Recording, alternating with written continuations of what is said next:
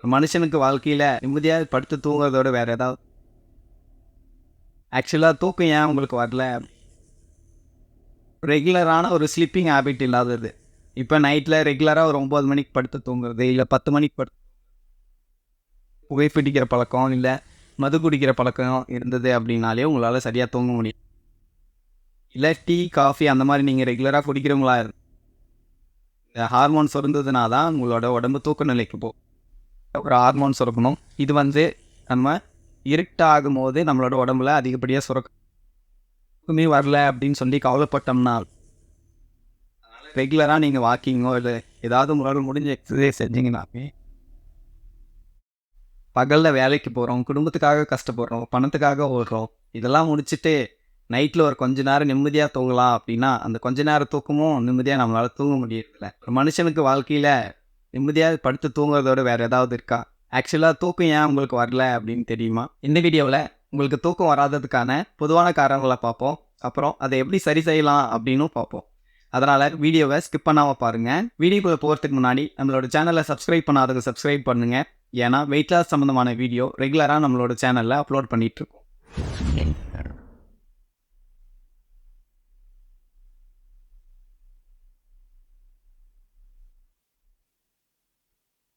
பொதுவான ஒரு 10 காரணங்களா பார்ப்போம். முதல் காரணம் மன அழுத்தம் இல்லைனா கவலை.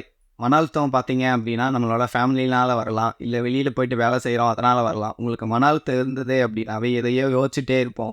நைட்ல படுத்தா தூக்கமே வராது. இது எல்லாருக்குமே காமனா வரக்கூடிய ஒரு பிரச்சனை. 2வது காரணம் ரெகுலரான ஒரு ஸ்லீப்பிங் ஹேபிட் இல்லாதது. இப்ப நைட்ல ரெகுலரா ஒரு 9 மணிக்கு படுத்து தூங்குறது, இல்ல 10 மணிக்கு படுத்து தூங்குறது அந்த மாரி இல்லாம, ஒரு சில நாள் ஃப்ரெண்ட்ஸோட வெளியில ஊர் சுத்த போவோம். இல்ல பர்த்டே பார்ட்டிக்கு போவோம். அந்த மாரி வெளியில அந்தந்த வேலைய செஞ்சுட்டு, ஒரு நாள் ஒரு மாரி தூங்குறது, இல்ல ஒரு நாள் பகல்ல தூங்குறது, அந்த மாரி இருக்கிறதுனாலேயே நம்மனால சரியான டைமுக்கு நம்மளால நைட்ல தூங்க முடியாம இருக்குது. 3வது காரணம் பகல்ல தூங்குறது. பகல்ல நம்ம தூங்குனோம் அப்டின்னா, நைட்ல கண்டிப்பா நமக்கு தூக்கம் வராது. பகல்ல ஒரு 10 நிமிஷமோ, 20 நிமிஷமோ ஒரு குட்டி தூக்கம் போடுறது உடம்புக்கு ரொம்பவே நல்லது. ஆனா வந்து ஒரு ரொம்ப நேரம் நீங்க பகல்ல தூங்குனீங்க அப்டின்னா, நைட்டே உங்களால சரியா தூங்க முடியாது. 4வது காரணம் உங்களுக்கு புகைப்பிடிக்கிற பழக்கம், இல்ல மது குடிக்கிற பழக்கம் இருந்தது அப்படின்னாலே உங்களால சரியா தூங்க முடியாது. இல்ல டீ, காஃபி அந்த மாரி நீங்க ரெகுலரா குடிக்கிறவங்களா இருந்தாலுமே உங்களால நைட்ல சரியா தூங்க முடியாது. டீ, காஃபில கஃபைன் அப்படின்ற ஒரு பொருள் இருக்கிறதுனால உங்கள விழிப்பு நிலையில வச்சிருக்கிறதுக்காக உதவும். இதனால நைட்ல உங்களால சரியா தூங்க முடியாது. 5வது காரணம் உணவு பழக்கம். நீங்க நைட் டைம்ல ரொம்ப அளவுக்கு அதிகமா நீங்க சாப்பிடும்போது, தூங்குறதுக்கு தேவையான செரட்டோனின் அப்படின்ற ஒரு ஹார்மோன் வந்து சுரக்கிறது வந்து இதனால பாதிக்கப்படும். இந்த ஹார்மோன் சுரந்ததுனா தான் உங்களோட உடம்பு தூக்க நிலைக்கு போகும். இதனால உங்களோட தூக்கம் பாதிக்கப்படும். 6வது காரணம் உடற்பயிற்சி இல்லாம இருக்கிறது. நம்ம டெய்லி எக்ஸர்சைஸ் செஞ்சோம்னாவே உடல் சோர்வடையும். இதனால ஈஸியா உங்களால நைட்டு தூங்க முடியும். நீங்க எக்ஸர்சைஸ் செய்யல அப்படின்னா, உங்களால நைட்ல சரியா தூங்க முடியாது. 7வது காரணம், நம்ம தூங்கணும் அப்படின்னா நம்மளோட உடம்புல மெலட்டோனின் அப்படின்ற ஒரு ஹார்மோன் சுரக்கணும். இது வந்து நம்ம இருட்டாகும்போது நம்மளோட உடம்புல அதிகப்படியா சுரக்க ஆரம்பிக்கும். இதனால தான் நமக்கு தூக்கமும் வரும். ஆனா நம்ம என்ன பண்றோம் அப்படின்னா, நைட் டைம்ல டிவியோ இல்ல மொபைலோ ரெகுலரா யூஸ் பண்ணிட்டே இருக்கோம். இல்ல லைட் போட்டு படுத்திருப்போம். வெளிச்சத்தில இருக்கும்போது இந்த ஹார்மோன் வந்து சுரக்காது. அதனால உங்களுக்கு தூக்கமும் வராது. 8வது காரணம் நீங்க தூங்கக்கூடிய சூழ்நிலை. இல்ல இப்ப நீங்க தூங்கிட்டு இருக்கும்போது பக்கத்து ரூம்ல யாராவது டிவி பார்த்துட்டே இருக்கிறாங்க. இல்ல உங்க வீட்ல லைட் எரிஞ்சுட்டே இருக்கு. இல்ல பக்கம் ஏதோ ஒரு சவுண்ட் கேட்டுட்டே இருக்கு அப்படின்னா, இது உங்களோட தூக்கத்த டிஸ்டர்பன்ஸ் பண்ணும். அதனால உங்களுக்கு சரியா தூக்கம் வராது. 9வது காரணம் முக்கியமான காரணம். நம்ம படுத்ததுமே நமக்கு தூக்கம் வராது. ஆனா நம்ம தூக்கமே வரல அப்படின்னு சொல்லி கவலைப்பட்டோம்னாவே, நமக்கு சரியா தூக்கம் வராது. 10வது காரணம் உங்களுக்கு ஏதாவது உடல்நல பிரச்சனை இருந்தது, இல்ல ஆஸ்துமா, சுகரு அந்த மாரி ஏதாவது பிரச்சனை இருந்தது அப்படின்னா, இதனால உங்களால சரியா தூங்க முடியாது. இதுவரைக்கும் எதனால தூங்க முடியல அப்படின்னு பார்த்தோம். இப்ப இப்படி சரியா தூங்காததுனால உடம்புக்கு என்னென்ன பிரச்சனை வரும் அப்படின்னு பார்க்கலாம். இதுல முக்கியமான பிரச்சனை பார்த்தீங்க அப்படின்னா, உங்களோட பாடி வெயிட் அதிகமாகும். எப்படி அதிகமாகும் அப்படின்னா, உங்களோட மெட்டபாலிசம் வந்து ஸ்லோவாக ஆரம்பிக்கும். ஹார்மோன் இம்பேலன்ஸ் ஆகி கிரெலின் அப்படின்ற ஒரு ஹார்மோன்ஸ் இருக்கும். இந்த ஹார்மோன் வந்து உங்களோட பசி உணர்வை வந்து அதிகப்படுத்தும். அதனால நீங்க அதிகமா சாப்பிட வேண்டியிருக்கும். 2வது முக்கியமான பிரச்சனை மன அழுத்தம் அதிகமாகும். நீங்க ரொம்ப டிப்ரெஷனா இருக்கிறதுனால, இது உங்களோட பசி உணர்வை அதிகப்படுத்தி நீங்க அதிகமா சாப்பிட வேண்டியிருக்கும். இதனாலேயே உங்களோட பாடி வெயிட் ஏற ஆரம்பிச்சுரும். 3வது காரணம் உங்களோட உடம்பு ரொம்ப டயர்டா ஃபீல் பண்ணுவீங்க. ஏன்னா நம்மளோட உடம்பு நம்மளோட டயர்ட்னஸை வந்து சரிப்படுத்துறதுக்காக நிறைய ஃபுட் வேணும் அப்படின்னு எனர்ஜி வேணும்னு நினச்சி நம்மளை அதிகப்படியாக சாப்பிட வச்சிரும். அதனாலேயே உங்களோட வெயிட் வந்து ரொம்பவே அதிகமாகிடும். இது இல்லாமல் நிறைய பிரச்சனை இருக்குது. உடம்பு வெயிட் போட ஆரம்பிச்சதுனாவே இதனாலேயே நிறைய ப்ராப்ளம் உங்களுக்கு வர ஆரம்பிச்சு. இதெல்லாம் இருக்கட்டுங்க.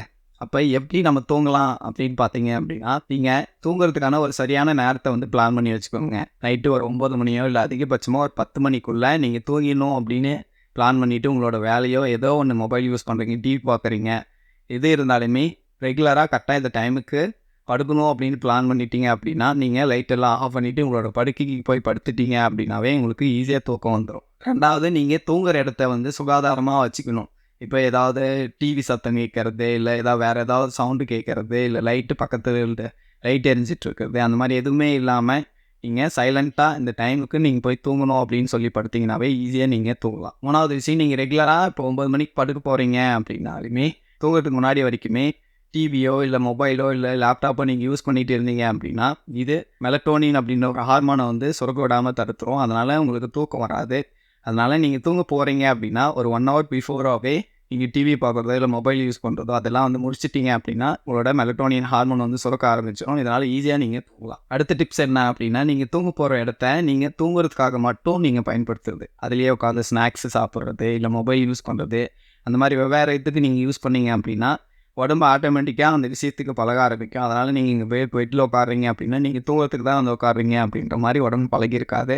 அதனால் நீங்கள் தூங்குறதுக்கு மட்டுமே நீங்கள் அதை யூஸ் பண்ணீங்க அப்படின்னா நீங்கள் போய்ட்டு படுத்ததுமே ஈஸியாக நீங்கள் தூங்கிடும். அடுத்தது, தவறான உணவு பழக்கம். நீங்கள் தூங்க போகிறதுக்கு முன்னாடி நீங்கள் அதிகப்படியான உணவை சாப்பிட்டுட்டு நீங்கள் படுத்தீங்க அப்படின்னா கண்டிப்பாக உங்களால் தூங்க முடியாது.